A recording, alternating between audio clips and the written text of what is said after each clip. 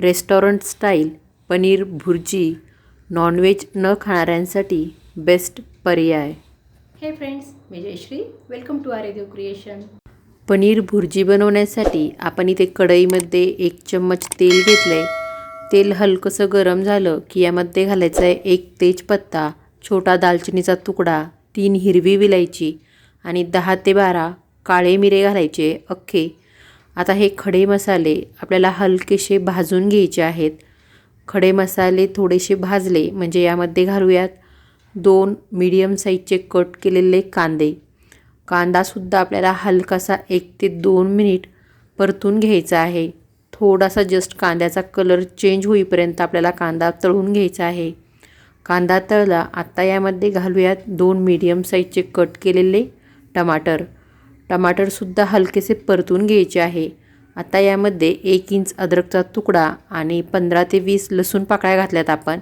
मसाले 1 minute just परतायचे आहे। आता हे मसाले थंड करून मिक्सरमधून ग्राइंड करून घ्यायचे आहेत। फाईन प्युरी आपल्याला तयार करायची आहे। सेम कढईमध्ये 2 चम्मच तेल घेतलं आहे आपण। तेल आपण थोडं यूज करतो, आपल्या सर्वच रेसिपीमध्ये तेल कमीच असतं। आता घालूया त्यामध्ये पाव चम्मच हळदी पावडर आणि 1.5 चम्मच लाल मिरची पावडर, अर्धा चम्मच चटपट मसाला। लाल मिरची पावडर आपली कलरची सुद्धा आहे आणि तिखटसुद्धा, त्यामुळे आपण ही एकच लाल मिरची पावडर वापरत आहोत। जर तुमची लाल मिरची पावडर कलरची नसेल तर थोडीशी काश्मीरी रेड मिरची पावडर वापरली तरी चालेल। आता यामध्ये ग्राइंड केलेली प्युरी आपण ॲड केली।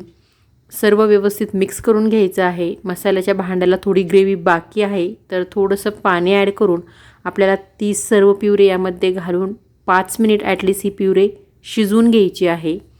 आता आपण यामध्ये घालत आहोत 2 चम्मच भाजलेलं बेसन पीठ। बेसन पीठ मी अगोदरच भाजून घेतलेलं होतं, त्यामुळे ते ॲड करते। जर तुमच्याकडे भाजलेलं बेसन पीठ नसेल तर ज्यावेळेस आपण तेल ॲड केलं त्या तेलामध्येच बेसन पीठ भाजून घ्या आणि नंतर मसाले ॲड करा। बेसन पीठ आता व्यवस्थित मिक्स करून घ्यायचं आहे ग्रेव्हीसोबत। 2 मिनिट आपल्याला आता ही ग्रेव्ही शिजवून घ्यायची आहे आणि त्यानंतर घालायचे आपल्याला यामध्ये छोटे छोटे पनीरचे क्यूब। आपण इथे पनीर भुर्जी बनवत आहोत, त्यामुळे पनीरचे छोटे छोटे क्यूब आपल्याला वापरायचे आहे। आपण यापेक्षाही छोटे बनवू शकतो पनीरचे क्यूब। जर पनीरचा दुसरा प्रकार बनवला असता तर पनीरचे अख्खे क्यूब वापरतात, पण पनीर भुर्जीसाठी मात्र छोटे छोटे क्यूब वापरतात। आता यामध्ये थोडंसं पाणी ॲड करूयात आणि मिक्स करून घेऊया ही ग्रेव्ही व्यवस्थित। पाणी थोडं कमी यूज करायचं, कारण पनीर भुर्जी थोडी घट्टसर असते, जास्त पातळ नसते, त्यामुळे पाणी थोडं कमी यूज करा। आता आपण अजून थोडंसं पाणी ॲड करूयात, कारण थोडी जास्त घट्ट वाटते आपल्याला पनीर भुर्जी, तर थोडंसं पाणी ॲड करून व्यवस्थित मिक्स करून घ्यायचं आहे।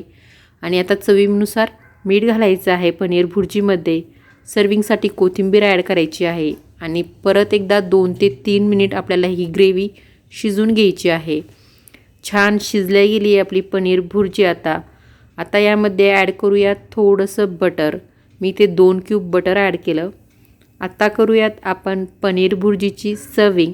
बघा, खूप सुंदर दिसते, अगदी ढाबा रेस्टॉरंटमध्ये जशी पनीर भुर्जी मिळते ना, सेम तशीच बनली आहे। टेस्टही खूप भारी लागते आणि जास्त बटर तेल यूज न करता।